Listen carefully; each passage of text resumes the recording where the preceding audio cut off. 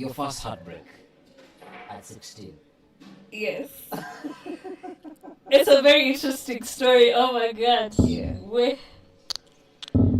So yeah, we are in the same school Yeah. with this guy. Mhm. So he's a year ahead of me, Mhm. and he's this black, the stereotype kind of guy for chicks, tall, dark, and handsome. Yeah. But then now he looks like Asher Raymond. And we had an extracurricular activity called the music club or dancing club, I remember. Yeah. And we used to dance together. See, Zileza atiwe grinding. We did not go grinding manenos back then. Yeah. You only dancing. We were just dancing. Yeah. I think it was the crank. Yes. Remember crank music? Yeah. And I was about to ask, is this the days of Step Up? Remember the Step Up movie? Exactly. And that same movie. Yeah. Also, I think Sean Paul released a music video, Mhm. Give It Up to Me. So Yeah. it had a bit, Some snippets from it. yes. Yeah. So yeah, I had a crush on this guy and I wanted to tell him, Yeah. but Kumbe he told me Mm. himself that he's seen my elder sister. Oh, And my elder okay. sister, all my sisters are pretty. That's Yeah. why I'm also pretty myself. Did you have to tell So us? We can unfortunately, see it. Did you have to tell us? unfortunately, Yeah. see Mimi alichagua. So oh my gosh, heartbreak. At 16, how do you deal with it? Okay, it was. I felt like it was really painful.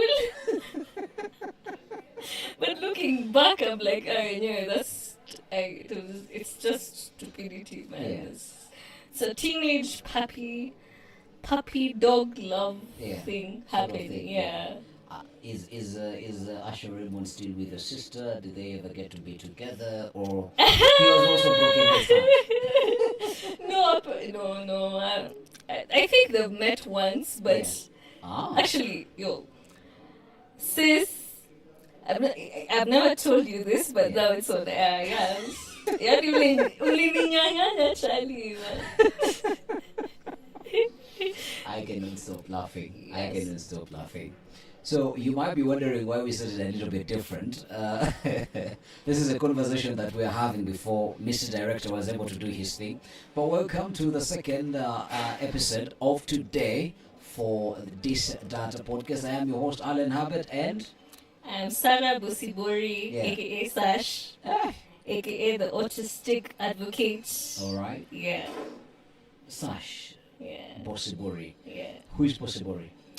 Busibori is an autistic advocate, as I had told you earlier. Yeah, I also work for Enable Me Kenya. yeah, My work entails basically spreading awareness for the neurodiverse community and myself as well, Yeah. because I consider it a journey, still a journey of acceptance. yeah. Yeah. Interesting. What time do you identify, or what time does your parents or even your siblings or your family entirely discover that Possibori is on the neurodiverse community? When I first got diagnosed, I was very young, Yeah, but it was more seen yeah, in school yeah. with my academics. Yes, that's where they identified that I might have a neurological condition. Yeah. Yeah. Academics, exactly how? Because even Mr. Director here will tell you he wasn't good at mathematics. Yeah. Yeah.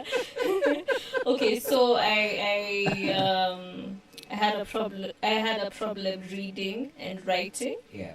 I was very hyperactive. I think that was like the few traits that they captured of me having autism. Yeah. Being hyperactive, attention span, I I was very distracted. I get distracted easily, but as a child before therapy, my attention span was like on zero mode. Yeah. So when they identified those traits, they now that's when they diagnosed me with autism.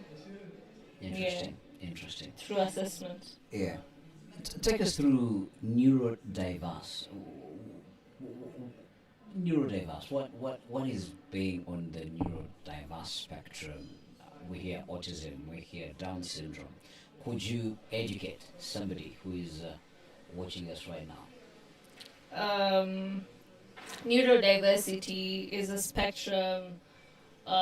Basically, individuals who are with neurological conditions. This is CP, cerebral palsy, Down syndrome, dyslexia, autism, epilepsy is also part of the neurological conditions, and many other multiple disabilities.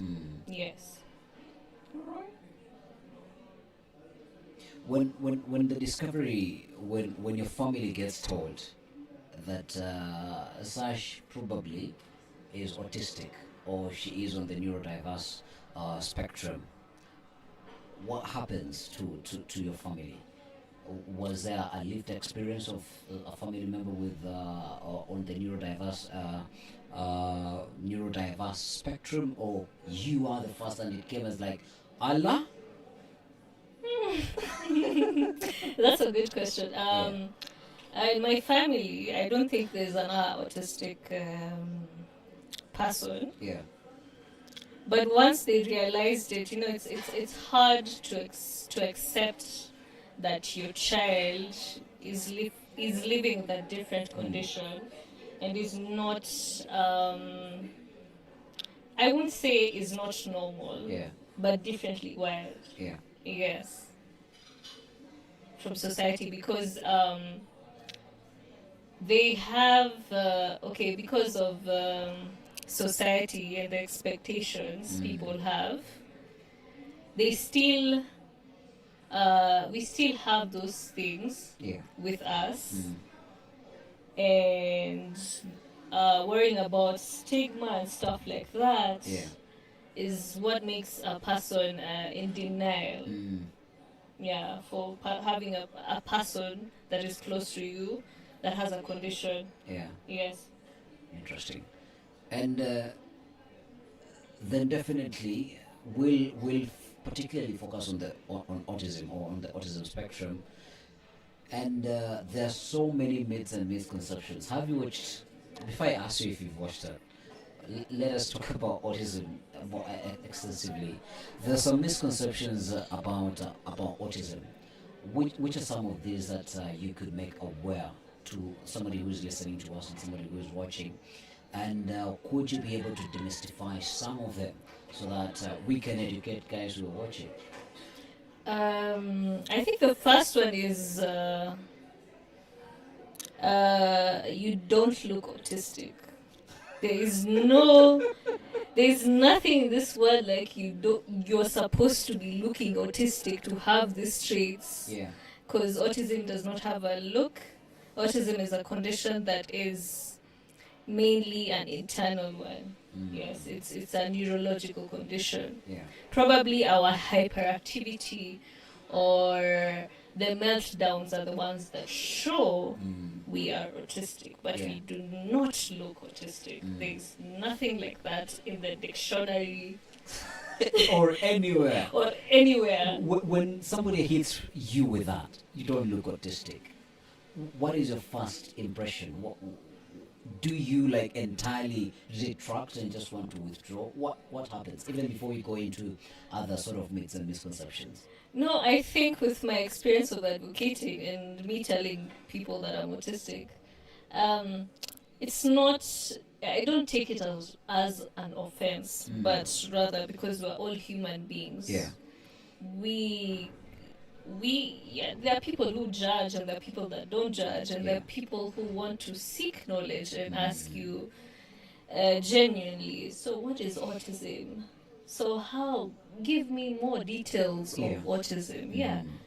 For me, okay, it became irritating to some point, but later on I came to understand that in order for you to spread awareness is just be calm, collective, and explain. Mm. Yeah.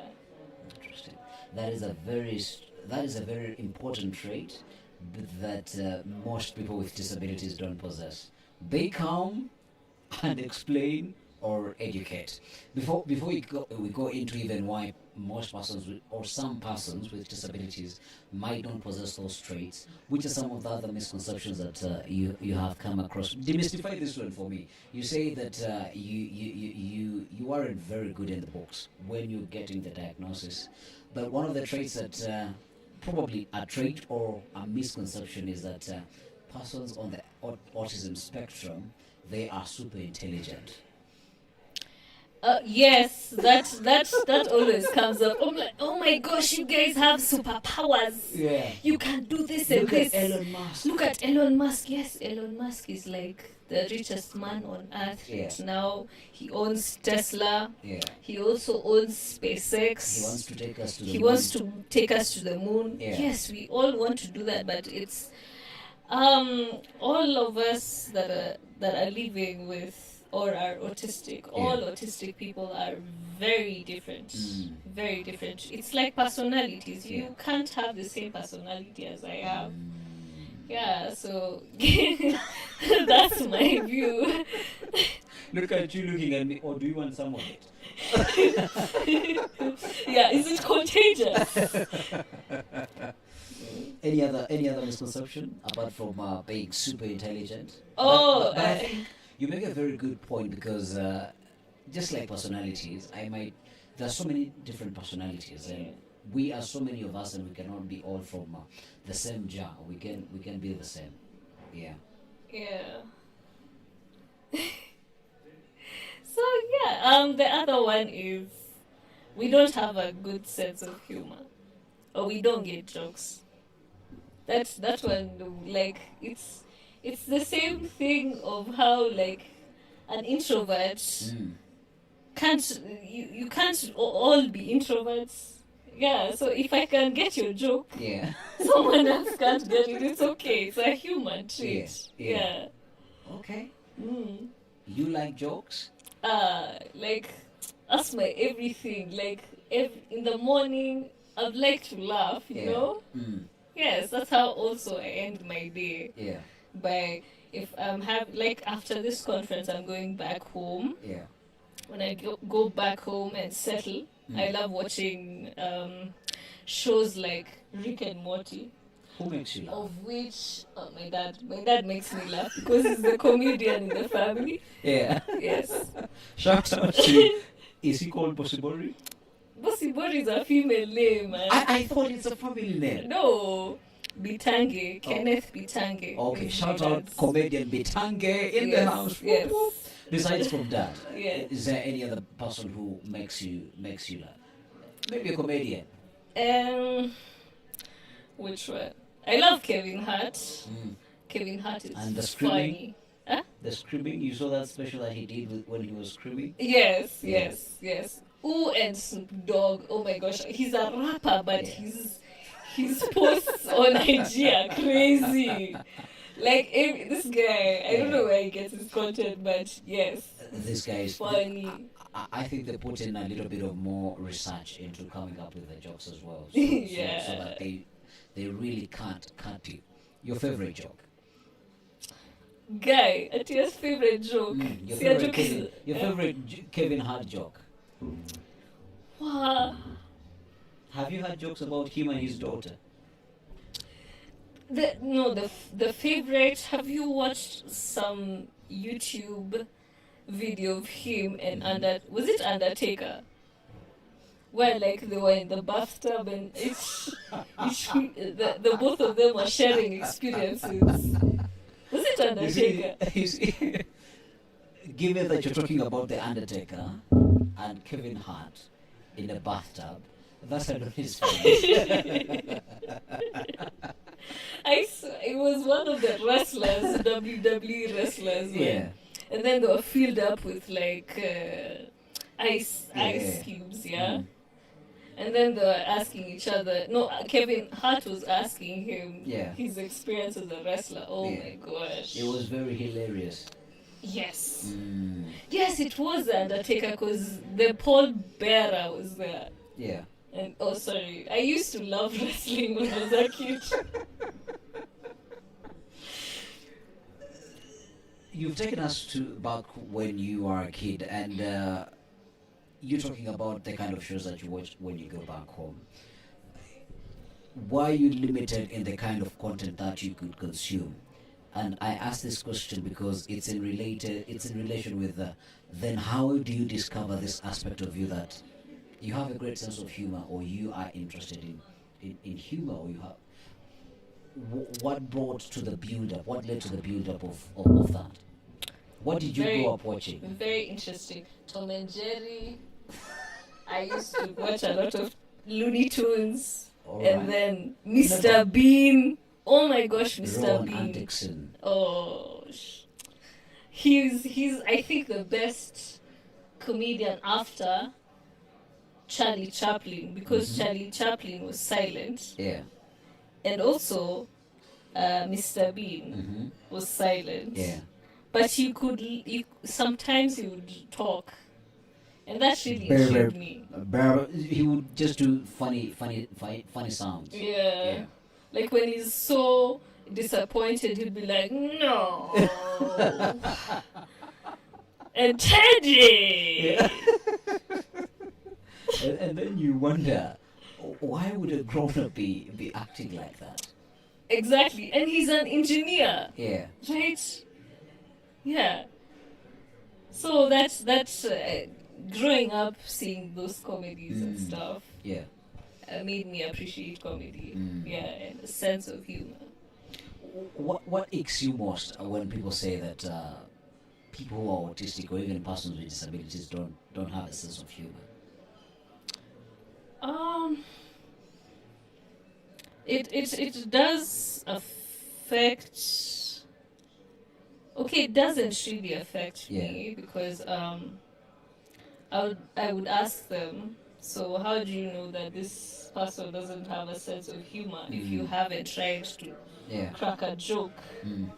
Or like as you and me, our understanding is you have to look at someone's body language and then interpret and see if that person is open for jokes. Yeah. You know, yeah. Not everyone can see that. Mm. Yeah. Where do you think the border is for humor and disability? Have you seen the dark humor about disability? I've seen so many dark humor on the internet, and there's some memes that are very they can get really offensive. Yeah. But I think it's for the individual themselves to take it to the offense or not to take it. Yeah.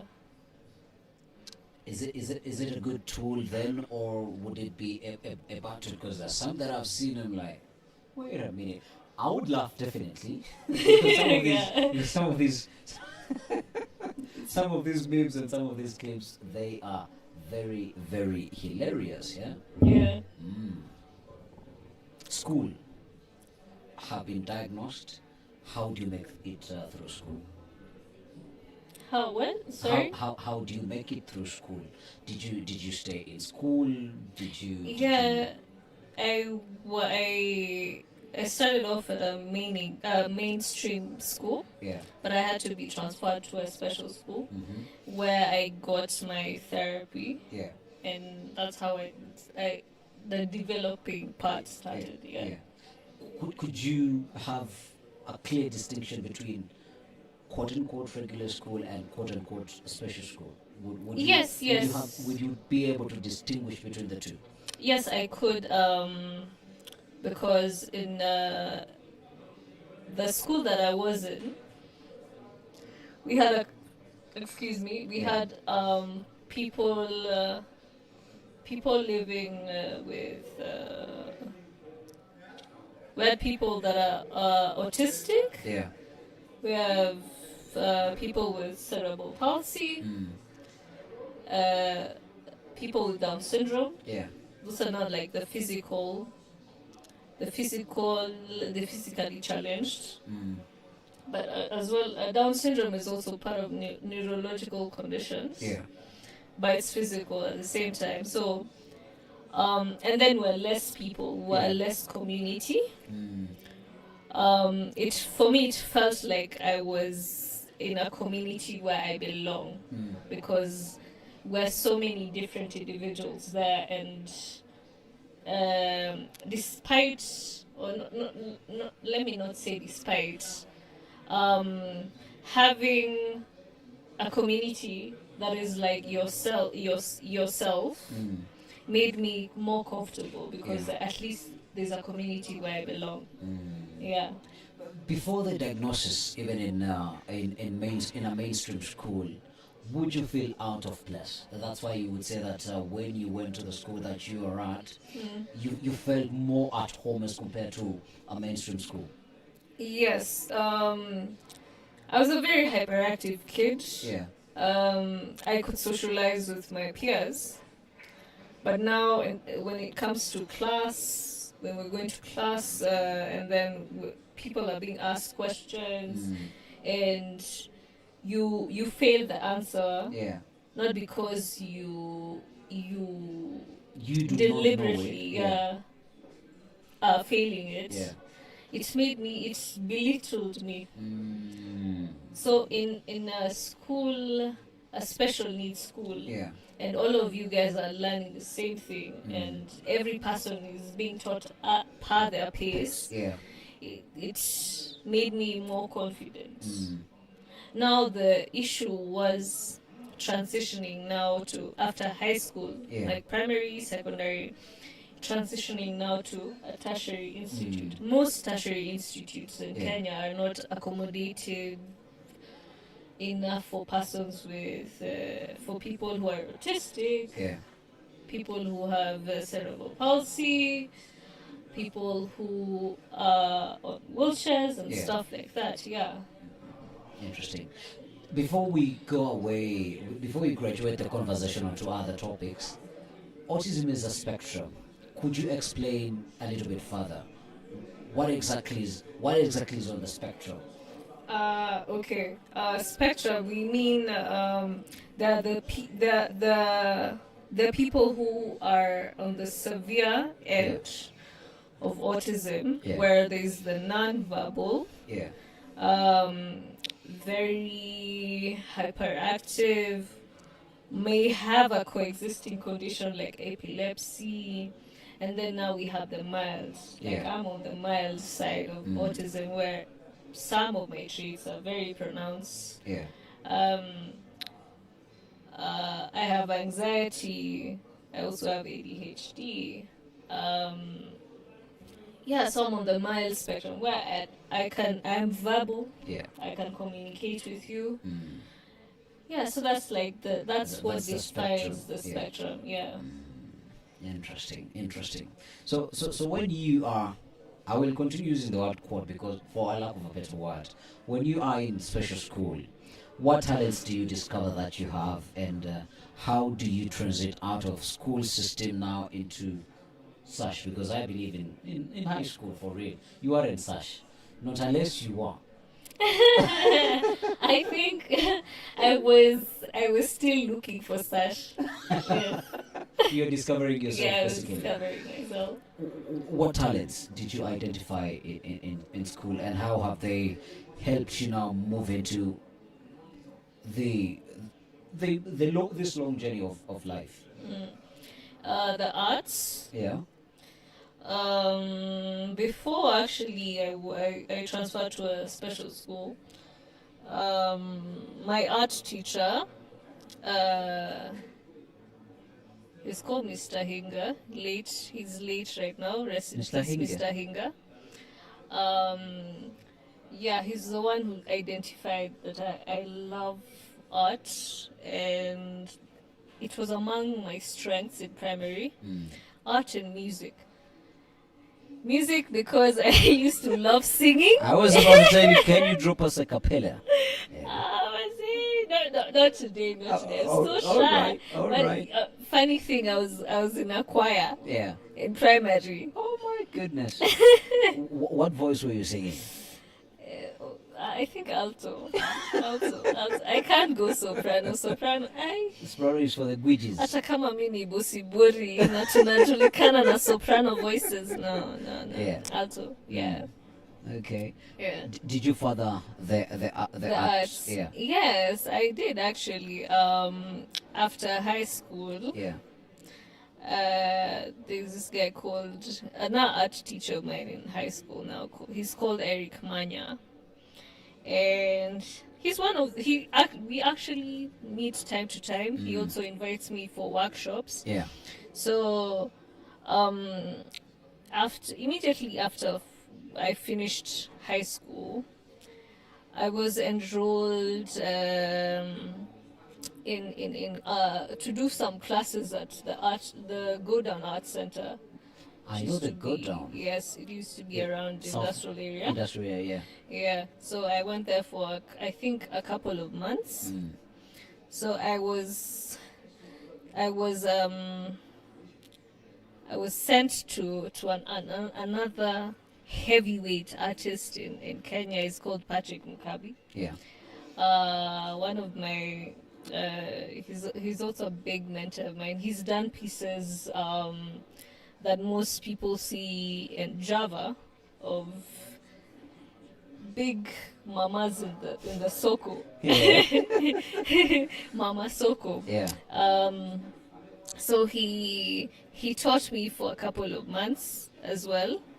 Actually, from him is when I first got my 5,000 bob after selling a piece of art. Ah. This was back in 2014, if I'm not wrong, and the exhibition. It's normally done annually every year.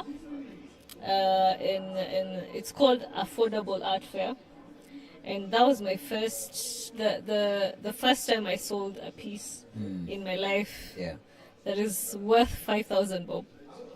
So yes, from now my art teacher, I got into art. I started painting. I started drawing pencil portraits and stuff like that, and then in 2015 is when I joined BIFA Buruburu Institute of Fine Arts.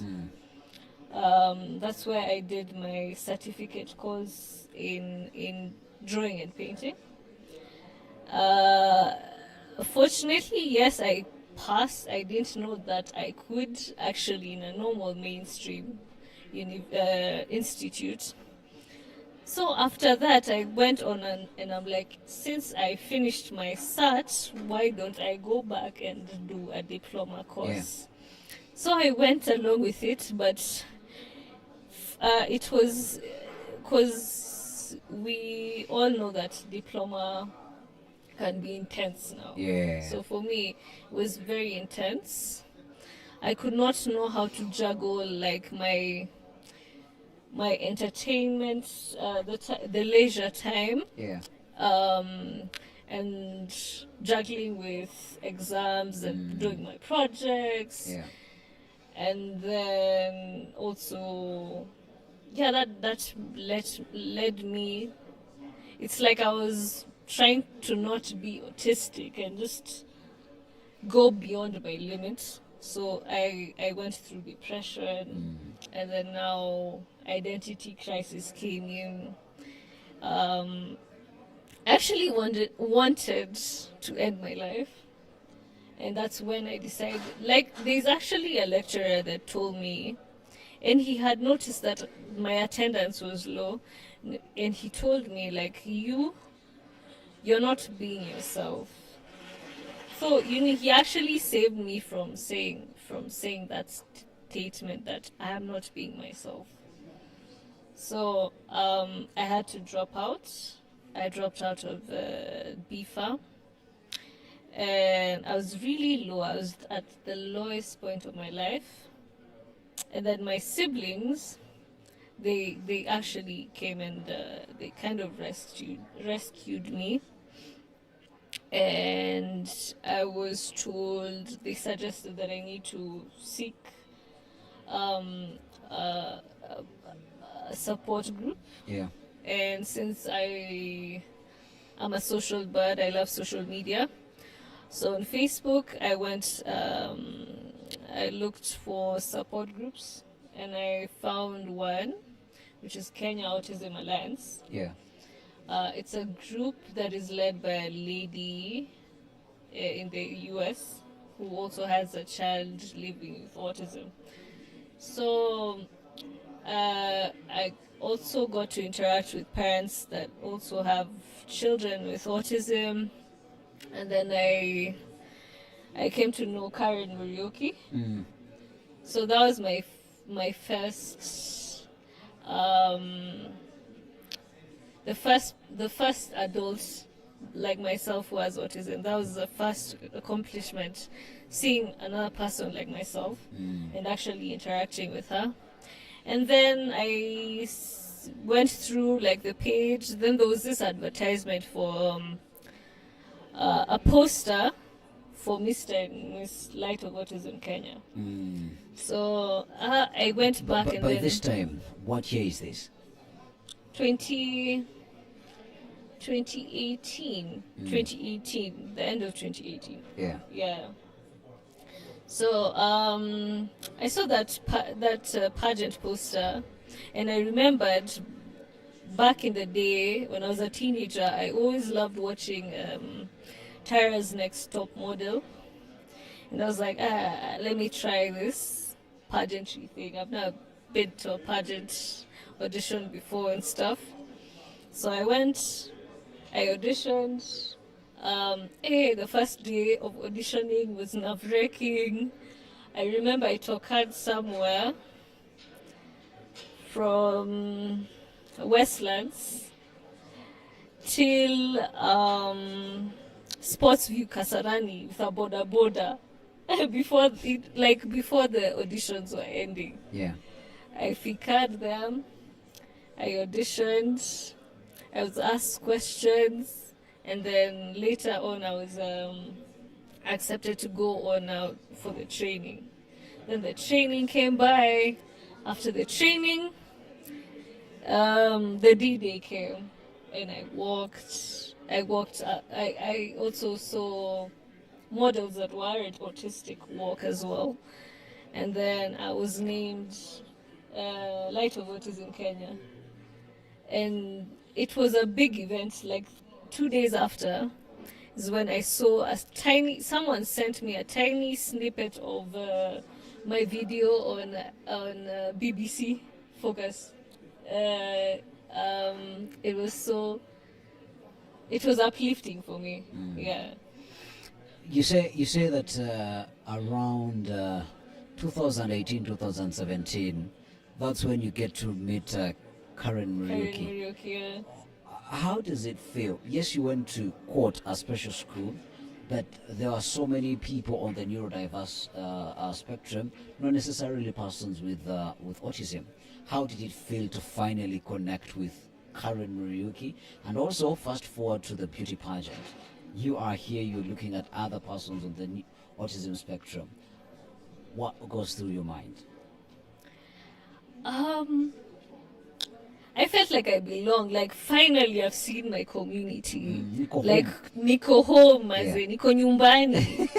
It was like that song, your Nameless. I'm coming home right where I belong. And she had said she's not going to sing. Yeah. Yeah. Okay. Interesting. Did you win the pageantry? Yes, I did. I was named Light of Autism Kenya 2019 to 2020. Yeah. And from then that's when I realized that Yeah. I now have a purpose, because I've been fighting so many years to find my identity. Yeah. And finally, not that I don't know that I was autistic, but now I am accepting, or there's something out there for me. You only have to look for it. Yes. What happened after being crowned Miss Autism? Interviews from media houses. Yeah.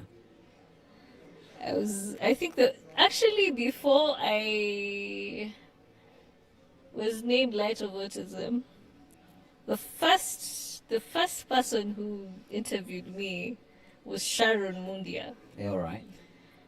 Back then she had Living with S Yeah. on NTV.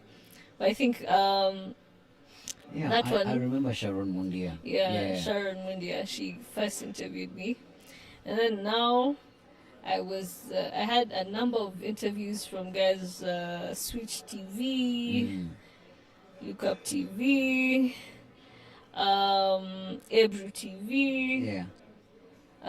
KBC. All this time, what's going through your mind?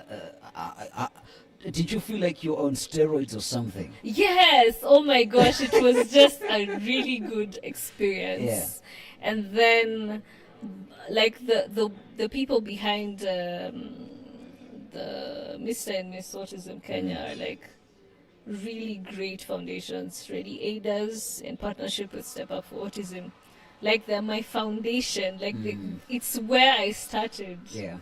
And they're my family too, even though I don't go there oftenly. Yeah. But there are times we would talk. Yeah, we used to make it business, and okay, not business, but you know, you're working and you're creating awareness, and we have to be serious. But at times we are like family. We joke around. As in, it's a place where you feel like you belong, and I was given a voice through them. Yeah. We've done so many projects with them.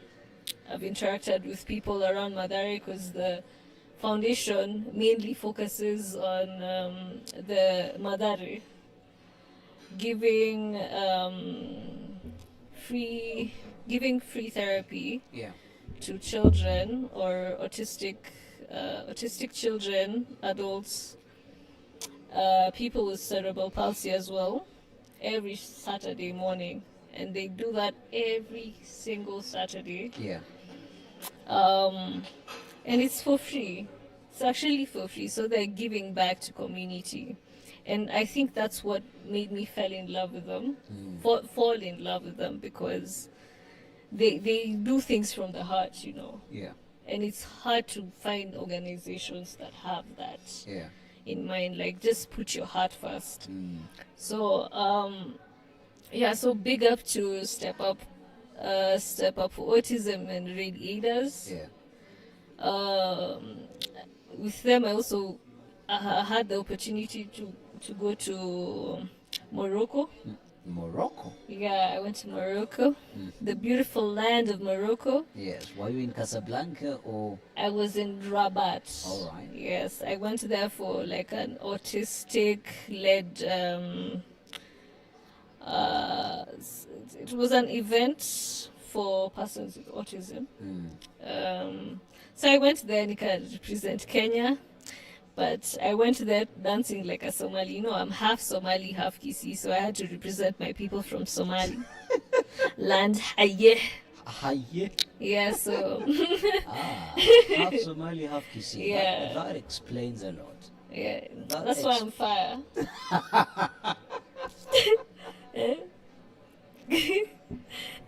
You aren't supposed to do that.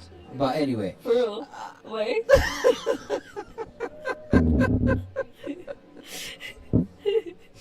As you're discovering yourself, as you're making all these big moves, what is going through your family's mind? What is happening at home? Are they excited for you? Are they like, possibly you're doing a lot? What is happening back home? Oh, they're very excited. Yeah. They're very excited, and I think now they've accepted that, of course, now we can't all be doctors, scientists, lawyers. Yeah. The rest of the kawaida professionals in society. Yeah. So they were like, that's the path that she has taken. Yes. Just let her run with that. Yes. In fact, now, like, my dad is planning. You know, there's an article that was done by a guy called Rogers Odero for Standard, Yeah. and he did my article, yeah. So when he saw, I never told him that I was going to be on the papers. So he read the papers and he saw, Sarabosi Bori ako kwa papers. Huyu si ni msichana yangu. Sini msichana wangu. I am going to he would tell me I'm going to buy a frame. Yeah. And I'm going to frame it in the room. Yes. The accomplishments now. Yeah. Interesting. I think it's interesting to have a supportive family system as a person with a disability, and given on what you're sharing, definitely that is something that you've had with your family. I must not say that you're lucky, because I believe that's one of the key roles of a family. So congratulations to you and the family for the work that they are doing.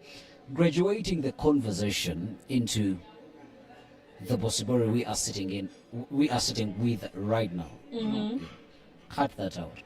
The Bosibori we are sitting with right now. What are you up to, and how does it? Is it what you're doing right now? Is it still connected to pageantry, or it's a little bit now far away from pageantry, and now you're looking at totally different heights?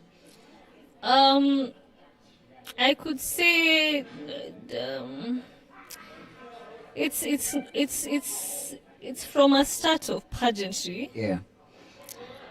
But it's not fully in pageantry, because now from the pageant is where I got my advocacy interests. Yeah. And through my interests and writing, I love writing things about my experiences as an autistic adult, to educate society and also to impact a person like myself who's still wondering. So I have autism. What's next? Yeah. And trying to, because I think every story I post, like you had talked about in one of the discussions we had, was it on day 2? Mm-hmm. No, it was day 1 when you had, like, you were among the panelists of journalists. It was on day 1. It was on day 1. How disability is represented in the media. Yes. Yeah. And I remember I had asked a question on how do I get people to come and, like, get so interested into, like, the conversations we have. So and you answered, like, it's not a must that we gain the masses, but the important thing is impacting that one person. So for me, I think that really stood up to me, because I really struggle, like, hey, because I work as a community influencer for Enable Me Kenya. It's an online platform based in Germany. And it's sort of like a support group where we can share our stories as persons with disabilities, not just persons with disabilities, but people that are living with mental health issues, people who are living with chronic illnesses. It's basically a community, and if you're an advocate like myself, I'd recommend you to, like, be a part of it. Be a part of it and share so many things about your community, because you never know, you might impact, like, a whole other community. And I think we're slowly growing. We're actually growing in huge numbers right now. Yeah. Because people, once they hear there's a community. And I think we also instill the Ubuntu meaning of it's, I am who I am because we are who we are. Yes. Interesting. Interesting there. And it's fascinating that you bring up the conversation that we had on Monday. That as I do not honestly want to take away what you got from what the panelists had to answer for your question, but I also liked what Priestley, the gentleman from Cameroon, said. He was like, "Yeah, it's okay. You can impact that one person, but also disability-related stories can go viral." Yeah. So Yeah. from a creator's point of view, I think I asked myself, and as the panelists were sort of giving their views and their ideas, I was like, how do you make disability news viral? You get, or how do you create virality around disability? And I really found it fascinating. I haven't found the answer yet, because you're like, okay, tell me, because I'm an influencer. Give me the bins and let me see how I can do it. But one of the easiest things that one of the lowest hanging fruits is, what volumes of content are you putting out there? Because most of the algorithms have gotten to appreciate, the more you put out there, the more we'll try to make more people see you. But also now, because we just do not want to put out content for the sake of putting out content, what is the quality of that content? I think that's also something that we must be asking ourselves, yeah, so that we know it's quality content, and now we're putting it out there in volumes. Then I think we'll be able to create the virality that we might want around disability-related stories. But also, I think it is important to understand that we are we of different demographics and different psychographics. Probably how, as you said, what you might find humorous, I might not find humorous. Not because that I am humorous or you aren't, but we just find different things funny. You like Kevin Hart, I like Dave Chappelle more. You like, yeah, we agree on one thing. I like Rowan Antics and Mr. Bean. Charlie Chaplin, I sort of did not understand him, but he did funny things. You get. So we also must understand that when we are creating this content for persons with disabilities, even for those who are going to consume that they aren't persons with disabilities, we must understand they are coming from different backgrounds, different age groups. So they might not find everything that we put out there really interesting. Yeah. Yeah. True. Yeah, David Chappelle, I'm also with you there. It's crazy. No wonder he has like three sessions, right? Yeah. On Netflix. Yeah, Yeah. he's hilarious. Yeah. Yeah. Interesting. What next for Posibori? Even as we're winding up, what next for you? What should people be looking out for? Mm, I'm not gonna give up my secret, but yeah, it's just it's on the same Are you line getting as. married? Huh? Wait, by the way, that person that's dating me, Ebu Skia. Skia. Look at you doing it so bossy. By the way, that person who is dating me, Buskia. Yeah. Yeah. So what should we expect from you? More advocacy from me, Yeah. obviously, yeah. Mm. But time will tell. Like, there's so many things. Like, every day is a different day. Yeah. But yeah, there's so many things. Like, I'm an aspiring journalist All right. of some sort. It's a long journalism. Yeah. Yeah, and yeah, see, he's the guy that's talking next to me is like my mentor now. Look at him. Him. He's responsible. Uyu. He's why I'm not Papa. yet a journalist. Mm. Yeah. Very interesting. The previous guest that we had on asked a question, Yeah. and probably you might not be able to give a conclusive answer, but I'm going to pass it on. He said his question was, ask the next guest the 3 things that they think they can change at their workplace to make it more disability friendly. Probably. I think at Enabled Me we have videos. But I think probably we should be having an avenue where we can have like talks, like what you're doing here, podcasts Yeah. and stuff like that. We should include it in Enable Me Kenya, Yeah. because now we also create an avenue for persons with who can't who can't see Yeah. but can hear. Yeah. Um, the blind Yeah. community. What else? Signs interpreters. Yeah. If like probably Enable Me decides, let's now be doing, instead of writing articles, let's now be doing video calls. Yeah. And talk about anything, matters related with persons with disability. We should put like a signs interpreter and the captions as well. Yeah.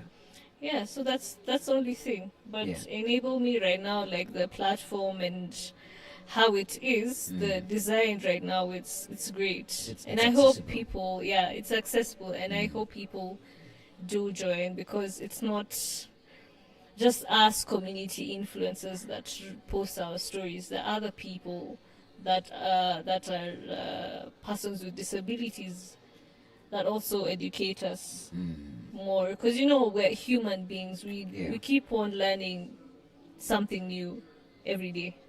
Yeah. Interesting. In a nutshell, tell us a little bit more about Enable Me. Enable Me, like I had told you guys earlier, it's an online platform.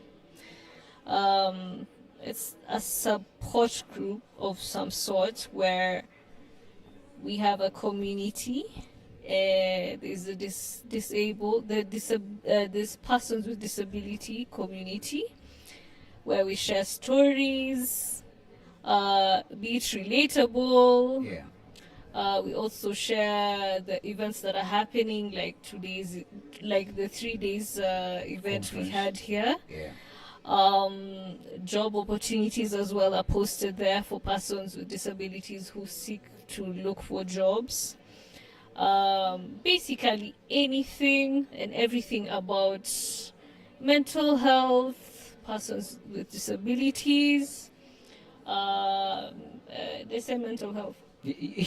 That's another trait of autism. Yeah. Repetitive. Yeah. So Yes, you mental say health. mental health. Yeah. Health, chronic illnesses as well. Yeah. Interesting. So if you're a survivor, cancer survivor, you can share your stories there. Maybe they can impact people in your society. If you're a person living with a mental health condition like bipolar, schizophrenia, you can share your stories there, so people can come and see and get an impact. You can impact a person with society. If you're a person living with any sort of condition in this world, share it and you'll impact that person in society through Enable Me. Yeah. Because we are enabling people. Yeah.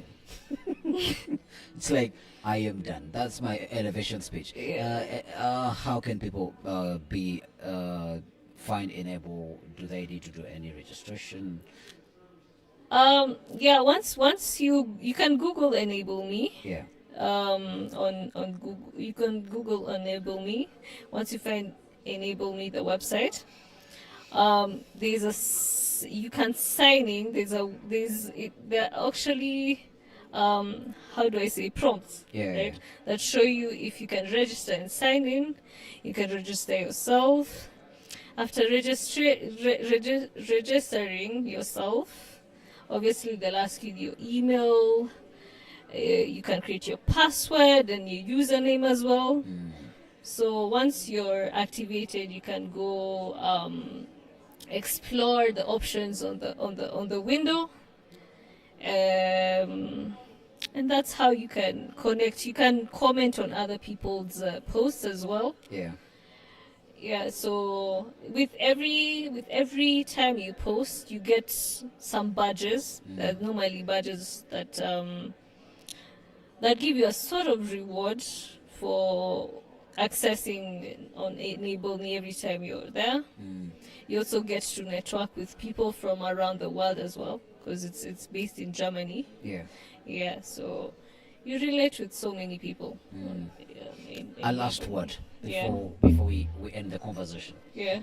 Anything that you'd like to tell somebody who's watching, probably a child who just discovered the other day, they are 15, they're 16, and they've been told you are on the autism spectrum. What do you tell them? I like to tell them that it's not the end. You still have time to discover yourself because you're still young. Look up autistic individuals like yourself, be it celebrities, but a support group is great for you because now you learn from others like yourself, Yeah. and you get to create friendships from that. So when you go through that line, everything will be fine with you. Yeah, you'll feel like you belong, not necessarily physically, but any sort of connection, even online, makes an impact because now you're able to educate society on how different you are. Yeah. Parent? Huh? A parent who their child has been A diagnosed. parent. Yeah.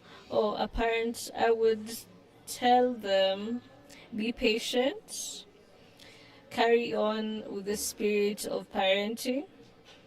Don't give up because, like I had said about as an individual living with a condition, seek support groups Yeah. for parents like yourself.